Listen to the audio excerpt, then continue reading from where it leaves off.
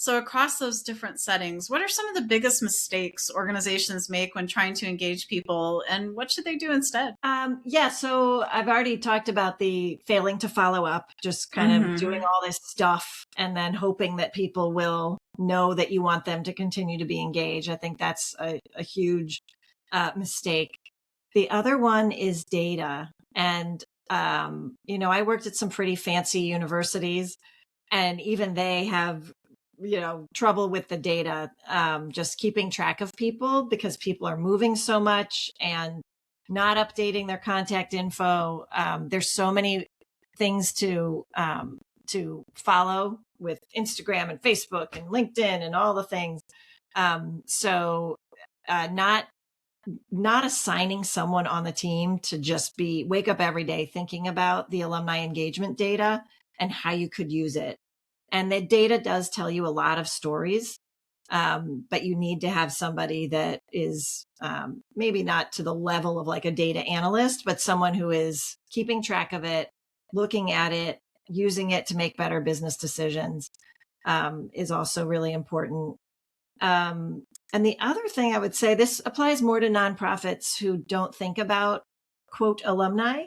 And I'm starting to work with more and more of them.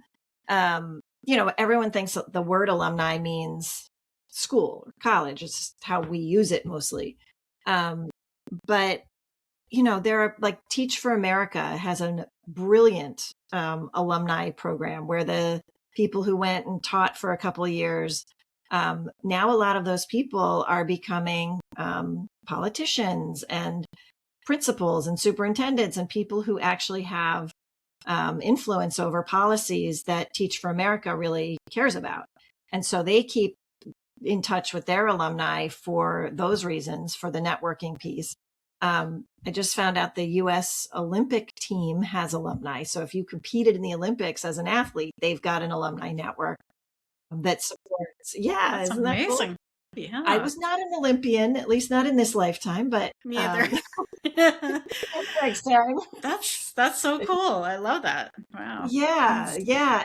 And so those are examples of people who are doing it right. But a lot of nonprofits, for example, don't even think about like their past clients as alumni. Um, I was just talking to someone from the Boys and Girls Club who benefited from Boys and Girls Club as a kid.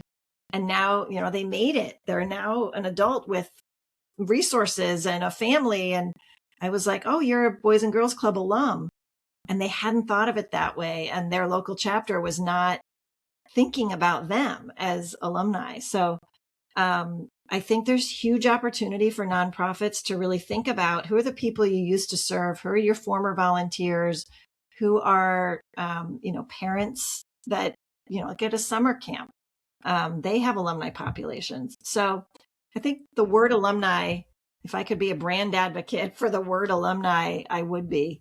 Because I think it's a huge untapped market for a lot of nonprofits, even companies like Google and Nike and all the big ones have employee networks, where they use them for, again, opening doors and for hiring the boomerang employees and for a lot of other reasons. so it's really a good idea to take that word and really expand it Mhm. and change have people change their mindset about what it really means to be an alumni. And it's like you said, it's not just school anymore. So Yeah. that's really great.